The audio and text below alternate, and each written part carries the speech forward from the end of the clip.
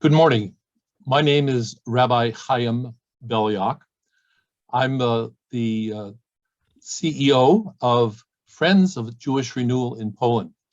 It's my privilege this morning to welcome you to a special report on behalf of Beit Polska, two very important programs.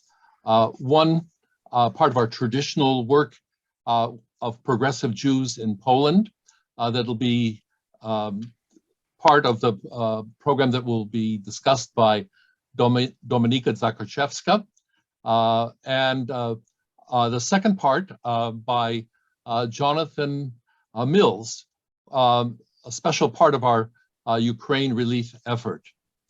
At this time, I'd like to introduce my friend who is in Warsaw along with Jonathan Mills.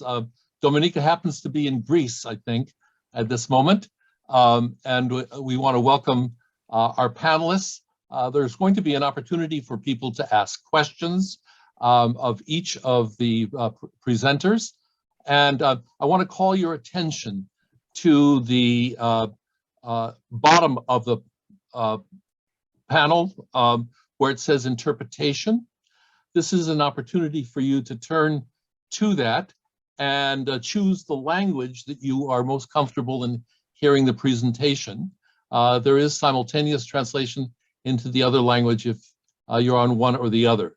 So I'm going to English myself, and now I'd like to ask the chair of Beit Polska, Marek Piłsudski, to introduce our panelists and welcome you.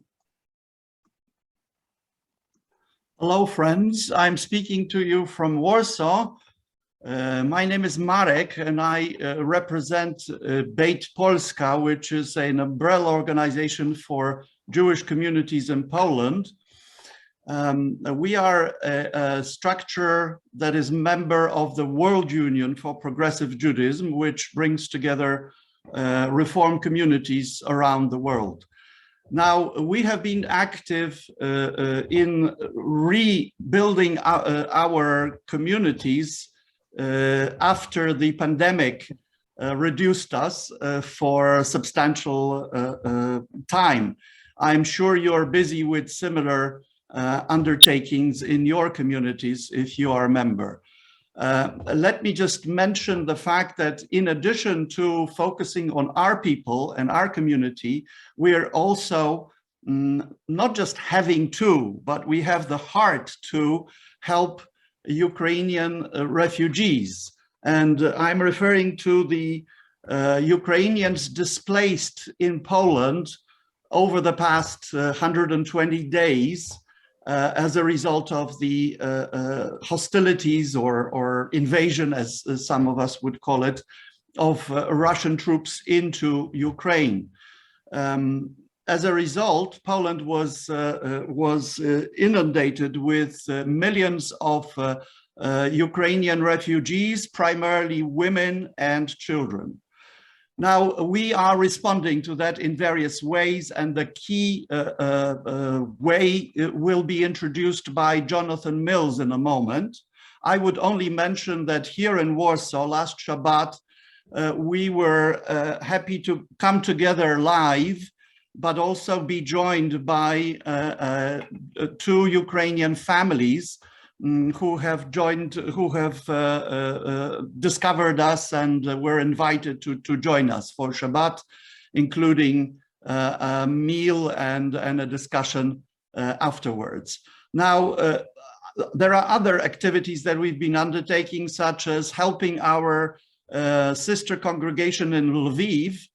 2 weeks ago, here on this channel, we also held a concert for them where they performed, and we were able to call for support that they so desperately need.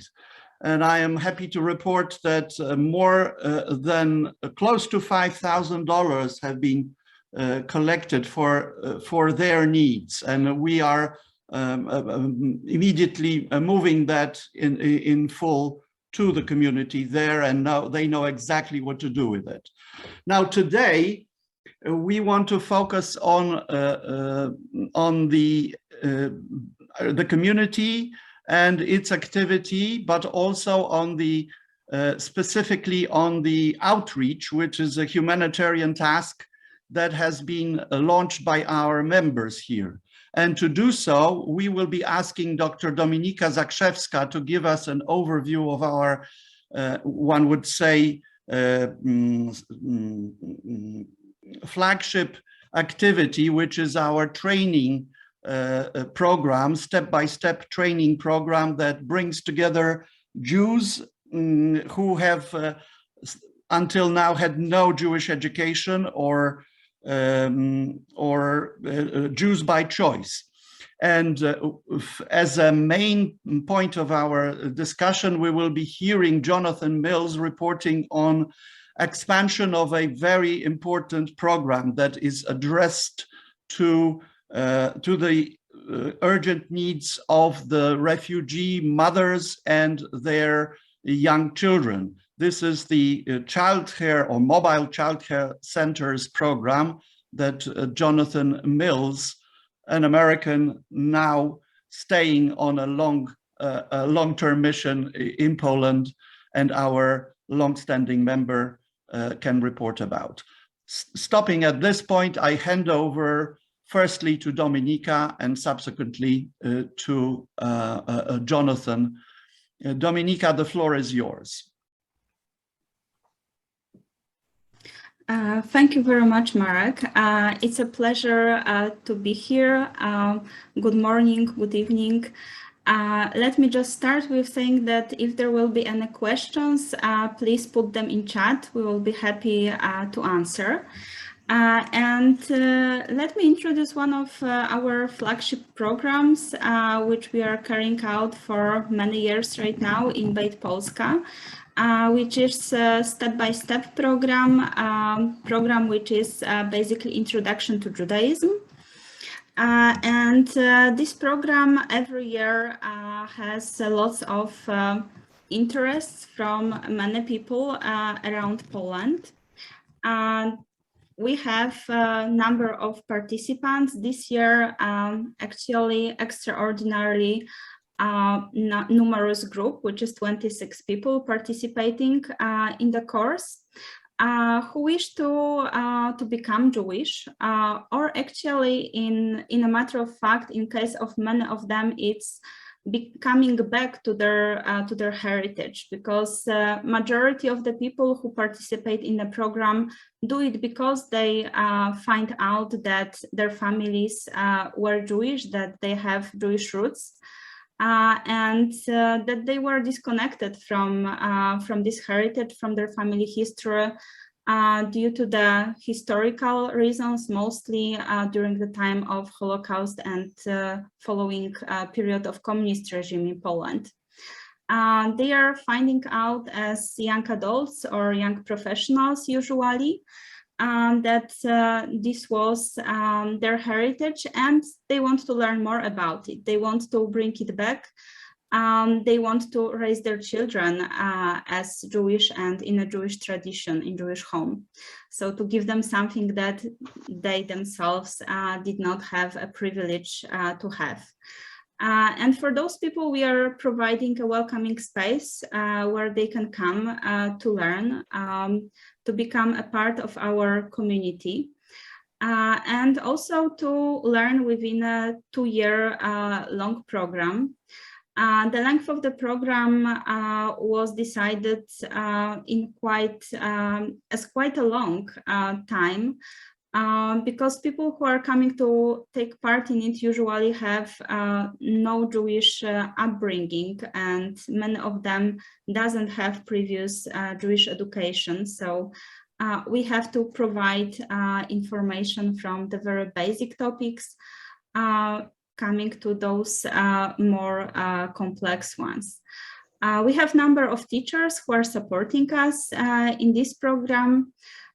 So besides me, there are also 2 women rabbis, Małgorzata Kordowicz and Miriam Klimova, who are supporting us in this task. And we can also count on the support of number of visiting rabbis who are volunteering with their expertise and giving study sessions for our members. We also have Mati Kirschenbaum, who is a Polish-born rabbi, graduated from Leo Beck College, who is sponsoring rabbi for the group. And we are very happy that after completing his education, he was willing to actually keep in touch with the community, support us, and become part of the community from which he grew up.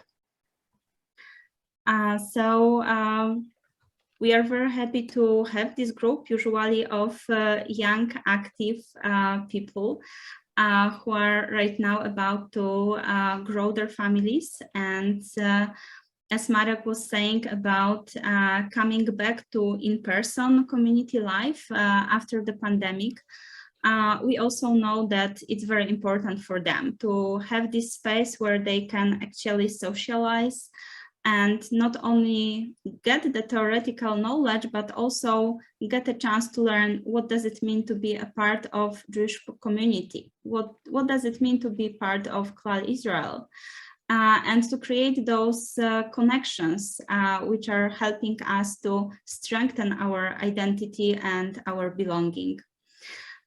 So this is one of the things that we are focusing our efforts on right now. And as we are having a number of Ukrainian refugees coming to Poland, we also look forward to welcoming those families and to include them, integrate them to our community, to give them a chance to also find a new home for some time or for longer for them. I'm looking at the chat, but I actually see that there is no questions until now. So let me conclude at that point and give the voice to John to talk more about our efforts to support Ukrainian refugees in Poland.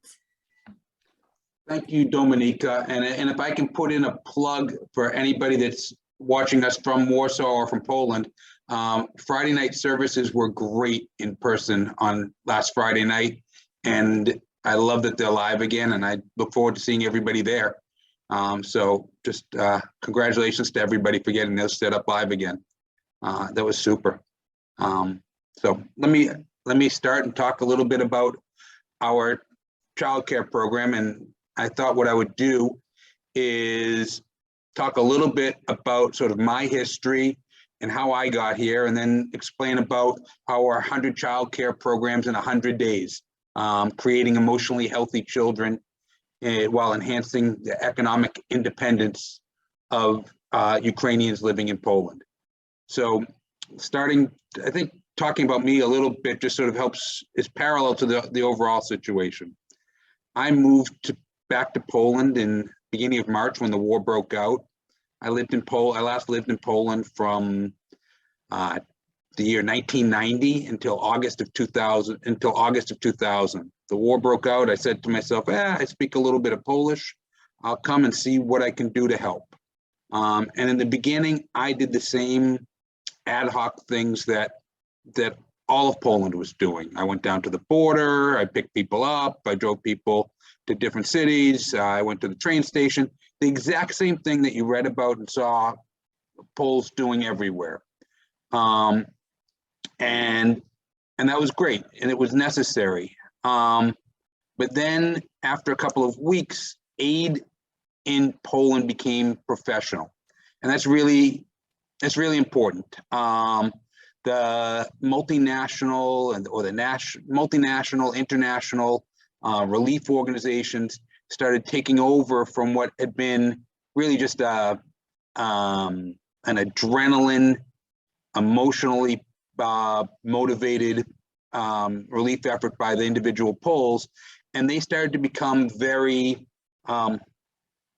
structured and added organization where organization hadn't been.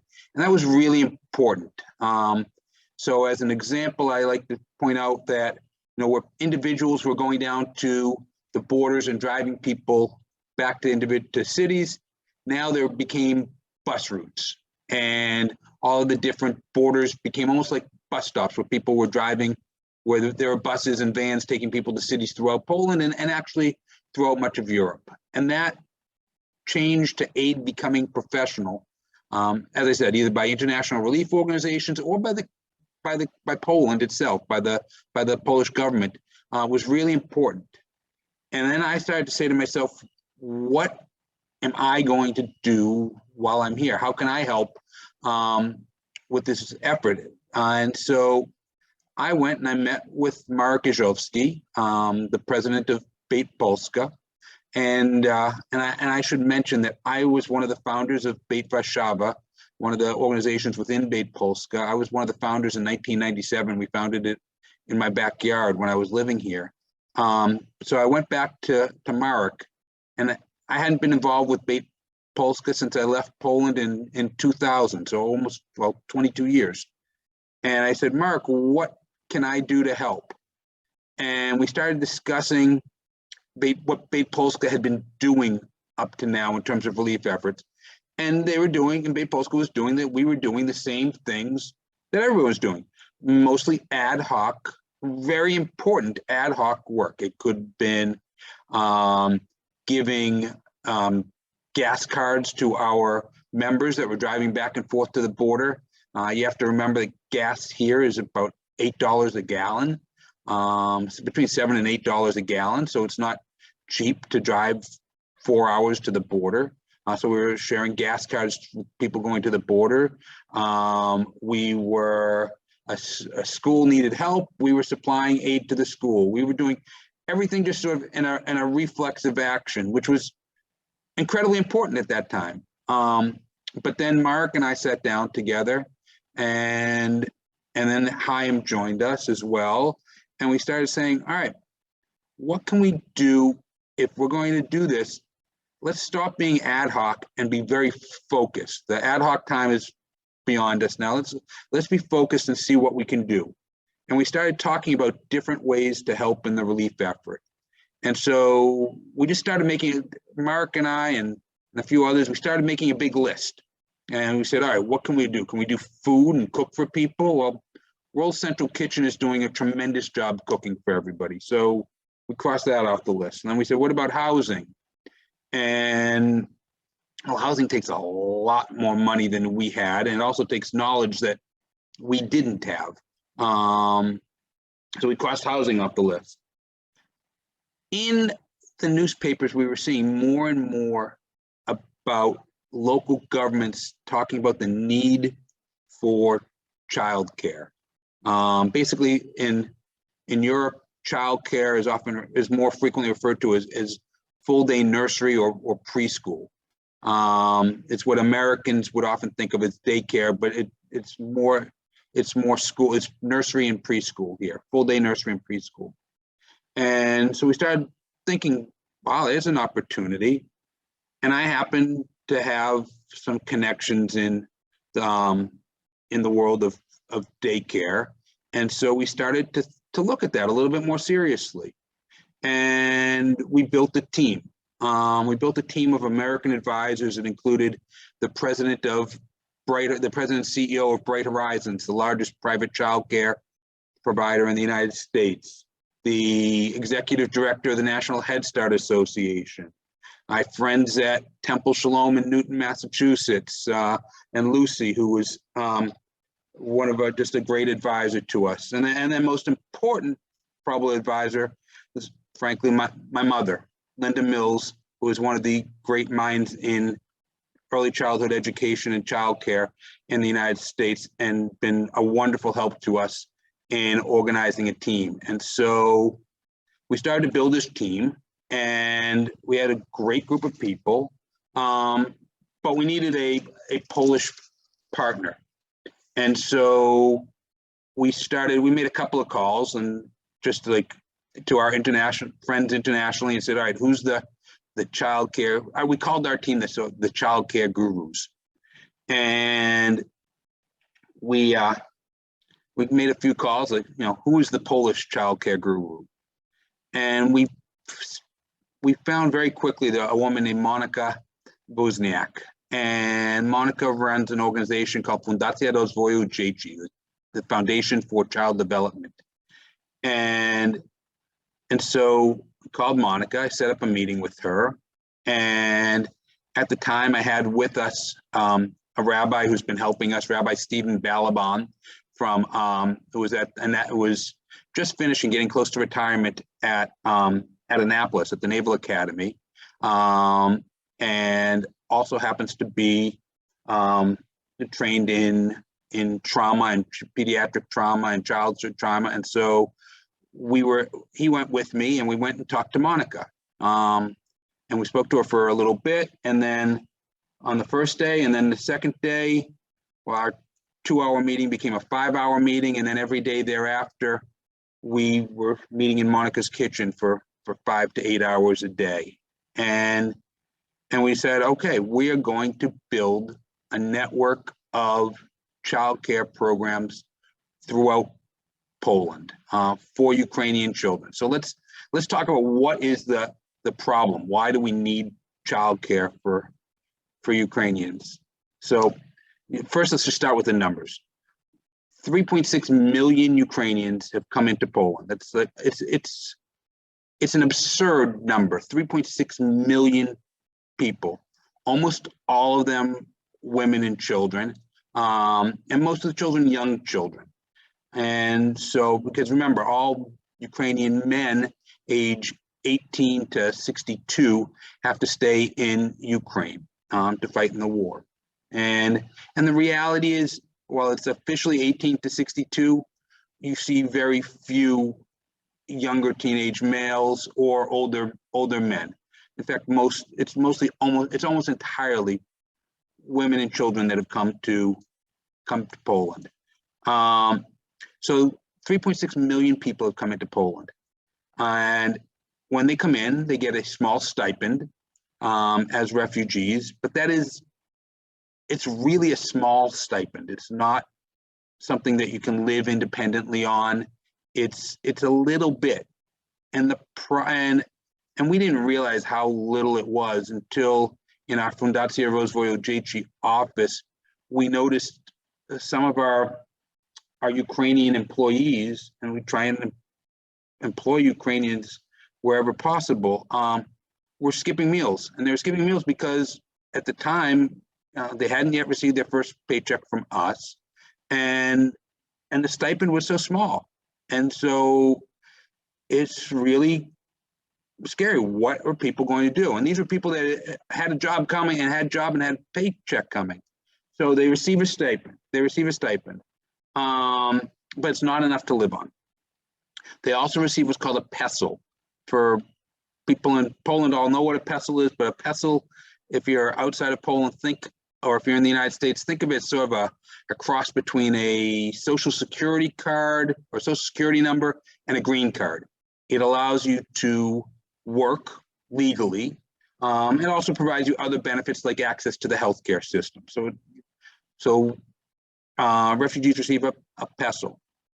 There are jobs available in Poland. There are jobs in all sorts of different sectors, not just what you would think of as sort of historical refugee jobs in sort of the service industry and in hotels or restaurants, washing dishes. There are jobs all across the employment spectrum, from service industry to computer programming and software development and high tech. So there's a range of jobs available, but the problem is that even before the war began, there was a shortage of childcare, particularly at the 0 to 5 level, nursery schools and preschools. And so it's really simple formula. There's no childcare, you can't work. And you can't work, you can't be independent. And that's an awful problem, because people were living in tough situations, and in order to really survive and to thrive, you need to be able to work if you want to work. And then add to that, in the few places where there was childcare available, whether it's from the state or private childcare, most programs haven't been set up to deal with the trauma that comes with children coming from Ukraine, children and parents.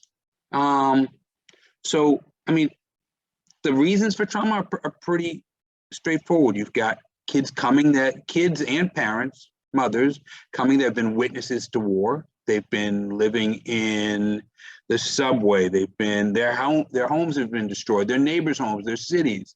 So they've been witnesses to war. Alternatively, one of the very basic problems that everyone has is they're now basically living in a single parent home where they might not have been before.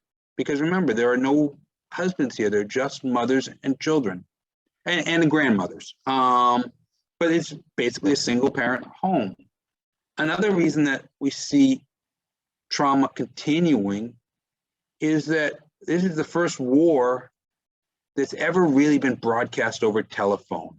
And what I mean by that is we see women speaking to their husbands on the phone 2, 3, 4 times a day, and their husbands are in the war.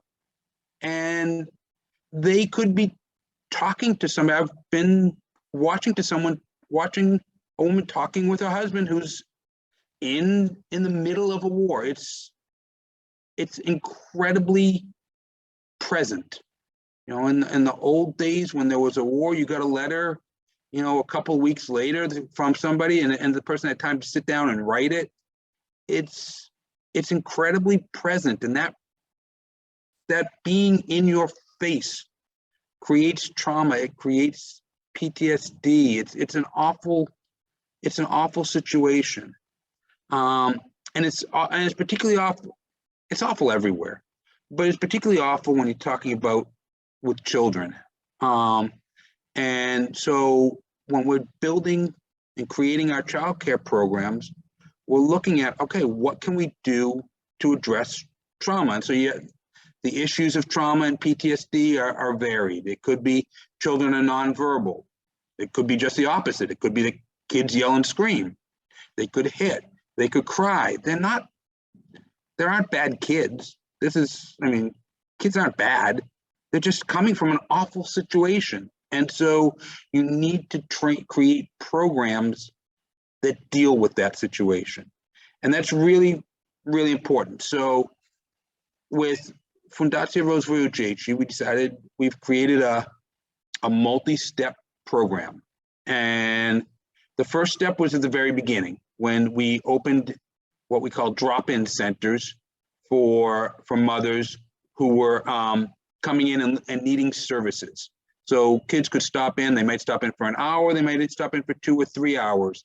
Then when the parents were when the mother was signing up for her PESOL or for a telephone or for therapy, for any of a dozen reasons that they were needing services, and they could stop into our drop-in centers. And that was at the National Stadium.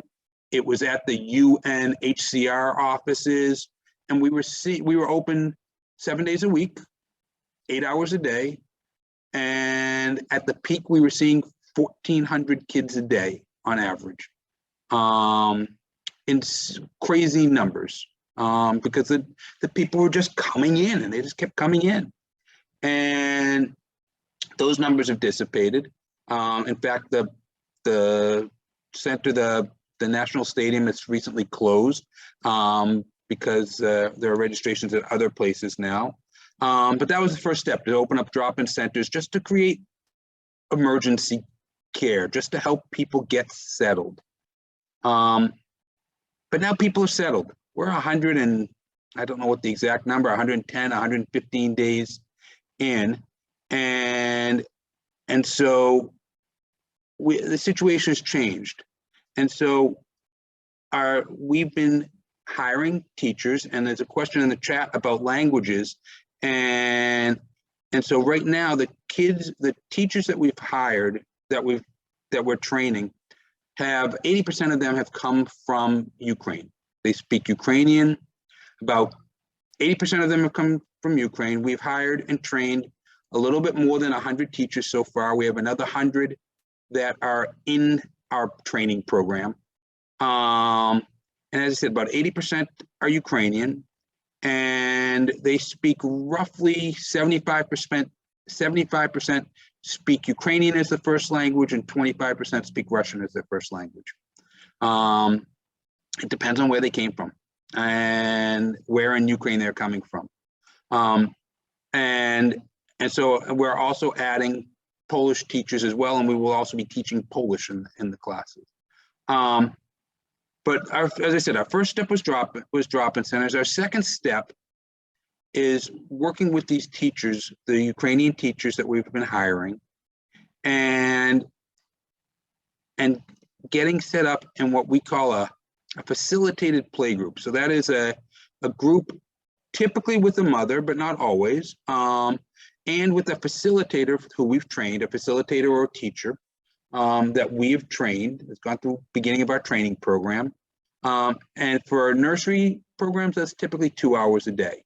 For preschool age kids, that could be up to 5 hours a day.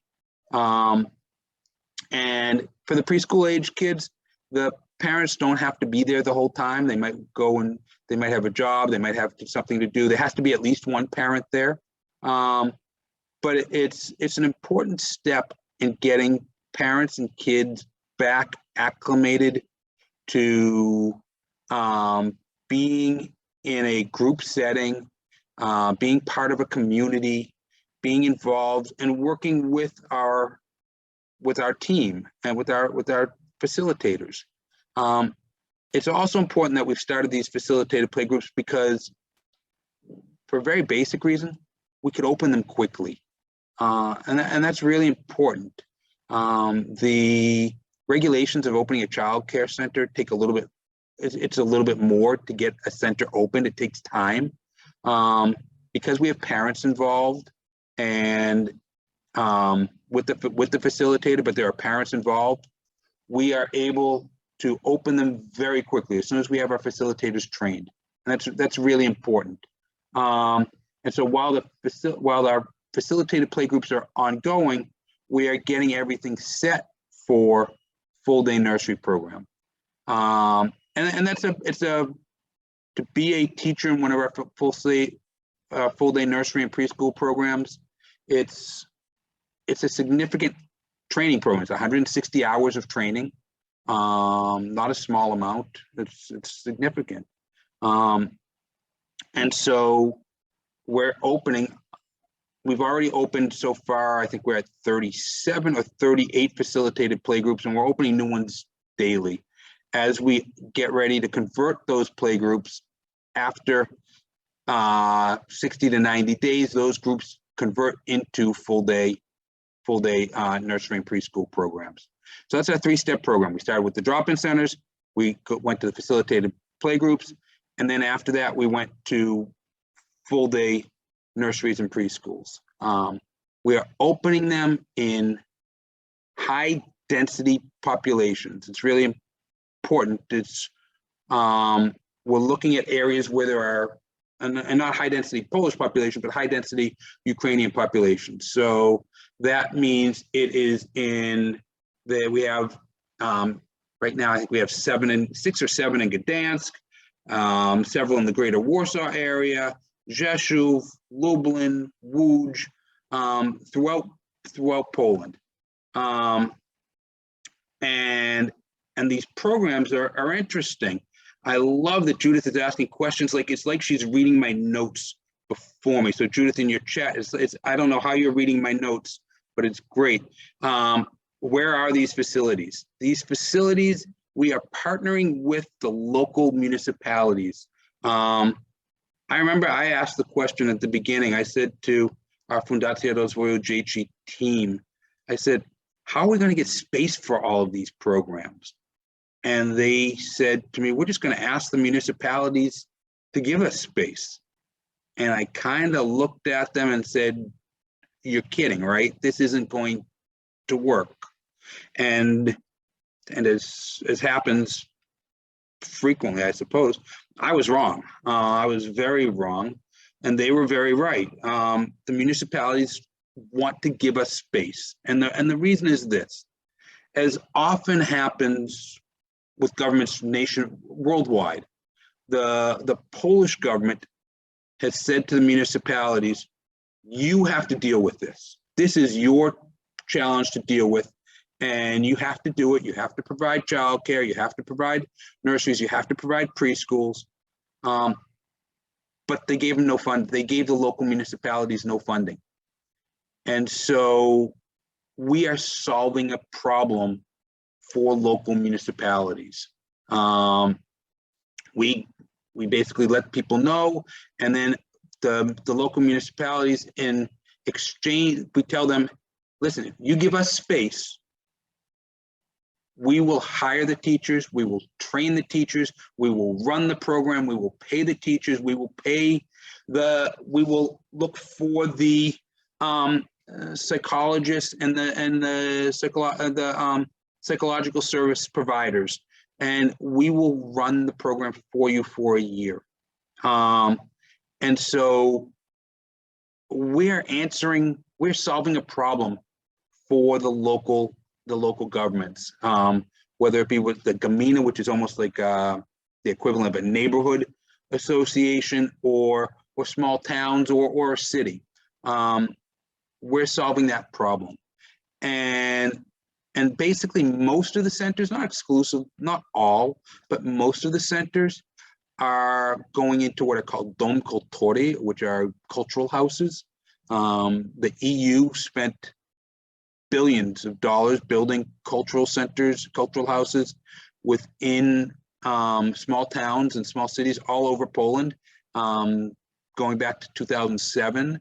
And so typically we're going into Dom Cultori, but we're also partnering with local businesses or with local religious organizations. And we are partnering everywhere we can. It's really important that we've got great partners that we're working with. And our partners are the local municipalities.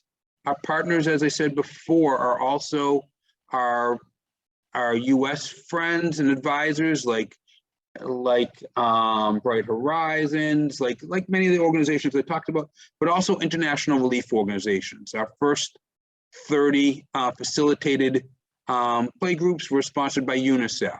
We are Save the Children is sponsoring some of our next daycare centers. Plan International is sponsoring them. And Beit Polska and Friends of Jewish Renewal have made a great grant to us through their Jan Korczak Children's Fund. And that's been hugely helpful. So, we partner with anyone that sees the value in supporting children. And it's not it shouldn't be difficult. It's imperative. I mean, we're supporting two very important groups. We're supporting mothers and we're supporting their children. And it's funny because when we file, when we're doing work on often for grant applications, whether it be for an international relief organization, they typically ask, who's the primary recipient? And we don't have one primary recipient, we have two. It's having care for the mother is imperative. Financial independence can't be, and it just can't be overstated how important it is to be financially independent, but it's also important for self-esteem in order to be able to work and not have to be relying on others, on handouts and shopping on the free rack for clothes. Self-esteem is important. It's also important for community. It's funny, it's not funny, it's the wrong word. It's peculiar that 3.5 million people have come in, but often the Ukrainians are alone and they don't know a lot of other people that have come. They came just quickly, and they don't know other people. It's important for a sense of community. I will share a story about a woman I work with and sort of being alone and how she got here. One day I was in the office, and the woman at the desk next to me, she had emptied her backpack onto her desk, and I thought I heard sort of, I couldn't tell whether I was hearing sort of laughing or crying, sort of sniffling. And I turned and I said to her, I said, "What's going on?" This is a 35-year-old Jewish professional woman. She has a law degree, and as of last week, she now has a psychology degree, a master's in psychology. And I said, "What's going on?" And she said, "Well, you know, she had misplaced something." And when she said to me, "Everything's on my desk." And at first it didn't click what she meant. I thought she was just, everything that she was looking for was on her desk. No, what she meant was everything she had was on her desk. She came here from Kiev with a 6-year-old, wonderful, wonderful daughter, but special needs child. They hitchhiked over 6 days from Kiev to Lvov, which is a 350-mile trek. And then they walked and hitchhiked a little bit after staying a couple days with a friend in Lvov, they walked and hitchhiked from Lvov to the border. And she knew nobody here. She doesn't have a community. Having a job has created a sense of community for her. And so without childcare, you can't get a job. Without the job, you don't have that sense of community necessarily. And so I just can't stress enough how important it is for the mothers to have that option if they want it. For the children need, you know, every study you've ever seen, any early childhood education study talks about the importance of early childhood education, helping children learn at an early age. And then you add to that, it's even more important with emotional health. And so with kids coming from situations of trauma, it's important to deal with it now. It's expensive. Our programs run roughly $130,000 to open a preschool, to open a nursery, and $165,000 to open a preschool. I say open. It's to open and to operate it for a full year, each one. And so it's expensive, but it's not nearly as expensive as if you don't do it and you have to deal with it later. Managing the problems later is much more expensive than solving them now, and that's what we're doing. I saw an article. I saw a piece the other day from Choose Love, and if y'all don't know about Choose Love, I recommend you take a look at it. But in their newsletter last week, they were talking a little bit about people returning to Ukraine. And so I was talking with the founder of Choose Love, and what I was discussing was that how I think many of you have probably seen this, where you've seen on the news, and I've seen this a lot in the American media. They're talking about all the Ukrainians going back to Ukraine, and this is it's true. For the last almost 4 weeks, the number of people going into Ukraine has been roughly equal to the number going from Ukraine into Poland. So it's been just about even. But to say that, oh, they're going back because they feel safe doing so is a very superficial and I think typically wrong viewpoint. You have to think a little bit about, you know, how people have come in, and so there are, if you look at it, you know, people have come in 3 waves. The first group came in because they had connections, family, friends. Maybe they had an office in Kiev and an office in Warsaw, and the office said, "We'll take care of you." So that was the, you know, the first group of people that came over. The second group of people that came over were people that came over early in the war. They said the war is coming, and they came over early, and everybody read about all of what the Poles were doing, donating housing, and incredible, just like unbelievable.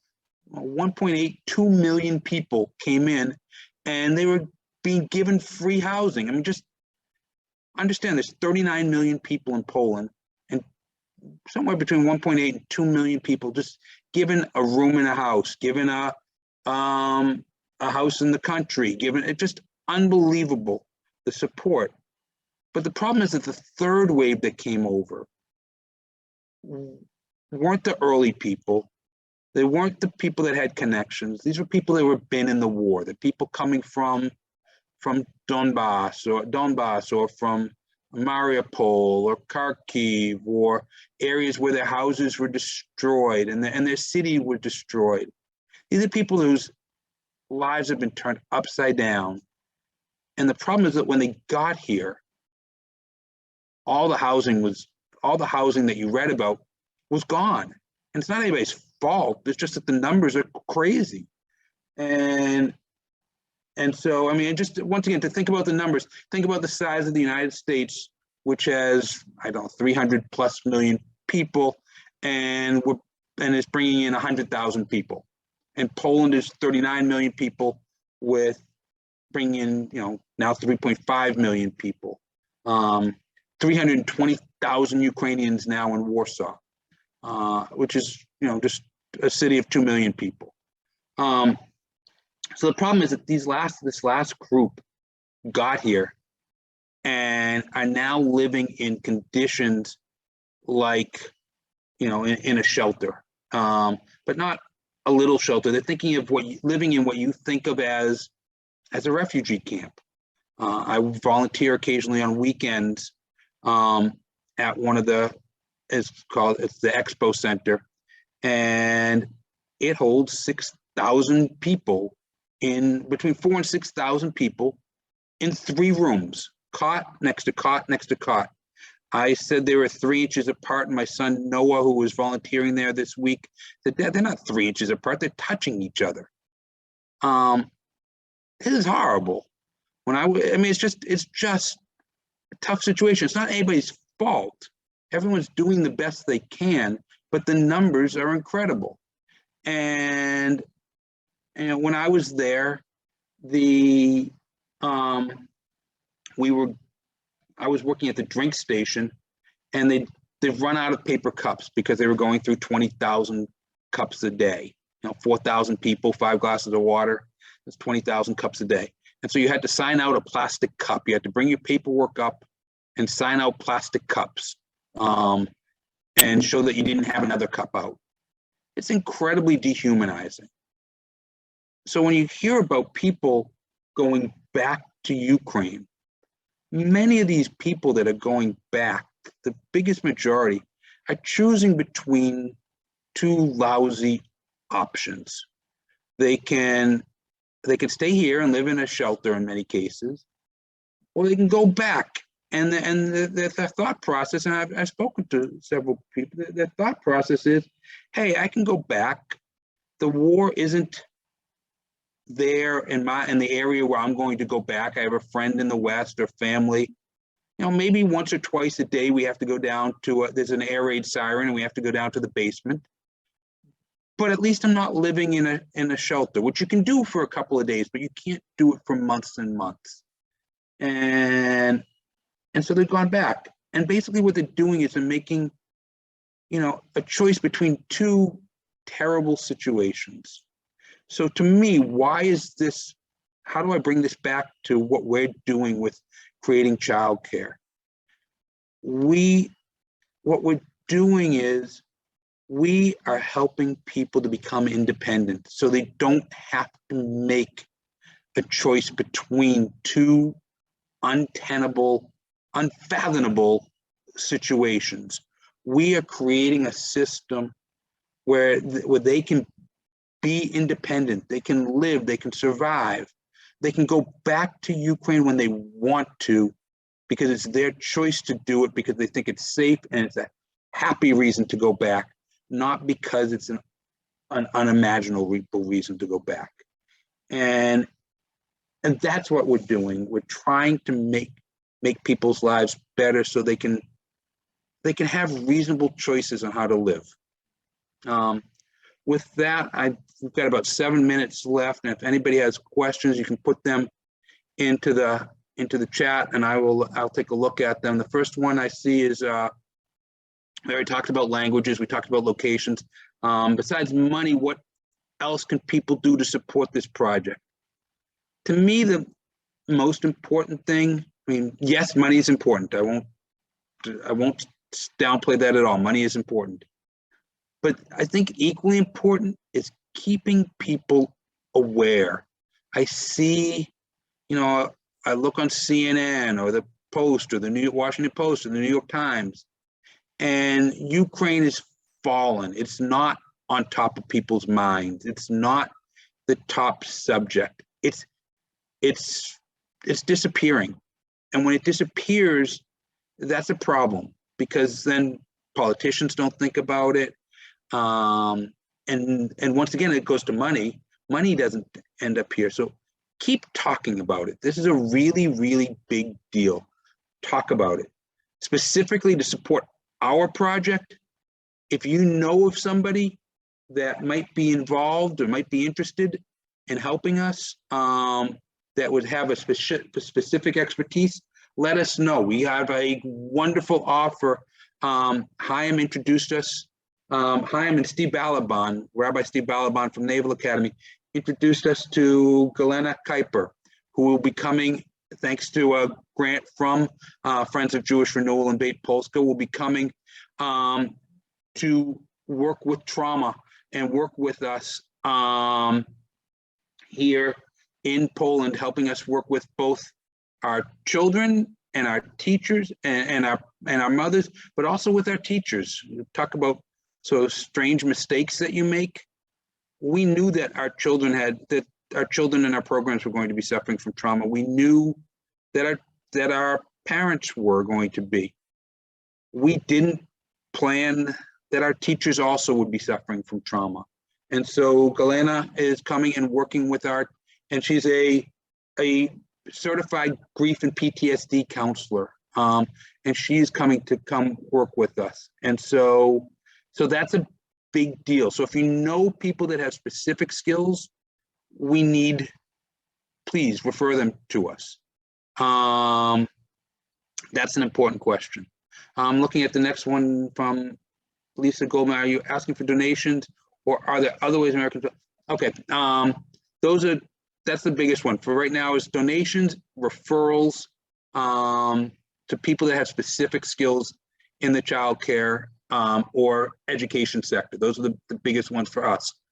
Beit Polska is in the middle of hiring a volunteer coordinator. This does not have to do with the childcare project, but Beit Polska, thanks to a very nice grant from the Shapiro Foundation, is hiring a volunteer coordinator, because we frequently have requests for how can people come and volunteer. So please stay in contact, write to us, and we will put you in contact with our soon-to-be hired volunteer coordinator as to ways that if you want to come and help, you could come and help. If you want to do other things, we will work with our volunteer coordinator for other volunteer opportunities. Do we have any other questions? Please bring them up. Barbara, Barbara, wonderful to see you here. Barbara, thank you very much for all that you did when you came to Poland. I love everything that you're doing, and I agree that Ukraine fatigue is an issue right now. As well, I'm looking at your question. What can you do as well as skills assessment for the other refugees themselves, so they can have dignity. There are several organizations, Barbara, working with skills assessment and and connecting people with jobs. But right now, as I said, the biggest one is connecting. For us, the biggest issue is it doesn't matter how great their skills are. If they don't have a place for their kids, they can't work. I met last week, and many of us are working together with different organizations, but with the Ukrainian Education Hub that is doing job training and setting up here in Poland to do job training for Ukrainians. Typically, job training, though, is being done on a municipality by municipality basis and less on a national level. But there are more and more organizations working on job training. That's out of what we are doing, but we're certainly coordinating with them. If any other questions? I'm about done with my time. Chaim, am I doing okay on time? You have presented us with some very powerful reminders that there is a war going on, that there are people suffering, and that we have an opportunity to make a difference through your efforts. I need to let everyone know, if they have not understood it already, that Jonathan has made an incredible difference in the lives of so many people, and his ability to organize, to fundraise, to encourage, and to express with great compassion the needs that are in front of us. I want to just emphasize his last point, which was that many things have interfered with people's attention to this issue. And I invite people to accept the fact that we need to keep our eye on what is happening in Poland. We are, if I could say it in the most direct terms, participating through Jonathan, through Beit Polska, but we're also building a Polish Jewish community that is learning from the example of Jews around the world that are mobilizing to make a difference and to help, along with many other people. And this is an opportunity, a historic opportunity for us as a small community and as a community that's filled with a sense of our responsibility to make a difference. I do want to call your attention to the fact that you can make a donation that will go exclusively to the child care efforts. Janusz Korczak Child Care on our website. And you just, when you come to the designation point, you should designate that, and we look forward to your generous contribution. This will be posted very soon and available on our website and on YouTube. And we want to thank Jonathan for his efforts. And I do not want to in any way diminish the important role of Dominika Zakraszewska and her work. And I've noted here 2 previous conversations that she has led in the context of helping people understand the importance of Jewish identity in Poland, and the very proud work that she is doing to teach and mentor people in assuming the identity. We see a note here from Marek Yazowski. I was hoping that he could come back to join us and say thank you to Jonathan and Dominika. But one of the other projects that we did, hi Marek, if you could unmute and join us, why don't you read the note you wrote? I'm not sure whether I'm audible at this moment. You are. Okay, because I needed to be returned from the interpretation channel, which I served together with Marzena. So I just briefly mentioned the fact that our focus on children is quite broad. We're looking for let's say, vulnerabilities of the population coming into Poland, Ukrainian population coming into Poland, and trying to focus on this and address ourselves in the long-term fashion. I would not want to take away our attention from the project that has just now been presented, introduced by Jonathan Mills. I just want to add the fact that we have some smaller, earlier efforts that have come to fruition. And one of them was a support for a special needs kids school, a school which opened or ventured to open classes for over 30. They created 30 openings for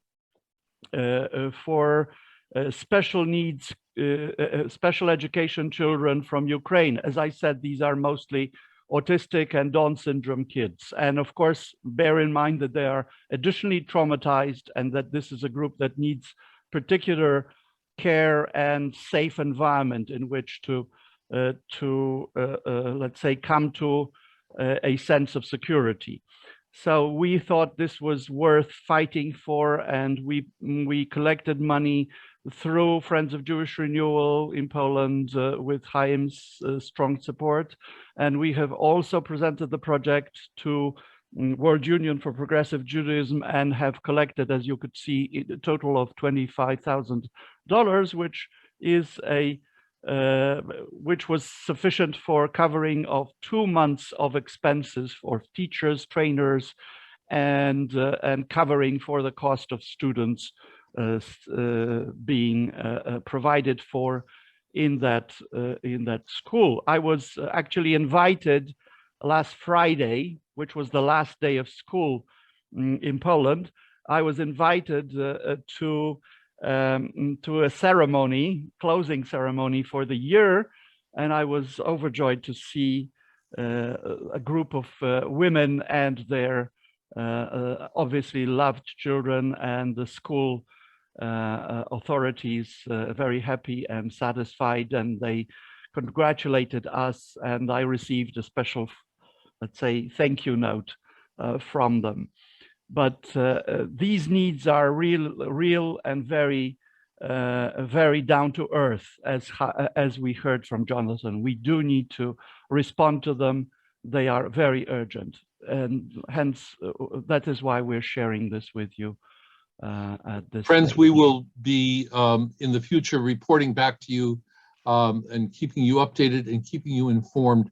And we want to thank Jonathan Mills, Dominika Zakrzewska, Mark Izowski, one of our translators, Marzena Szymanska, and I want to thank all of you for your participation today.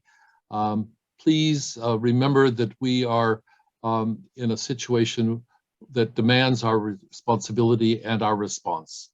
Good day and best wishes.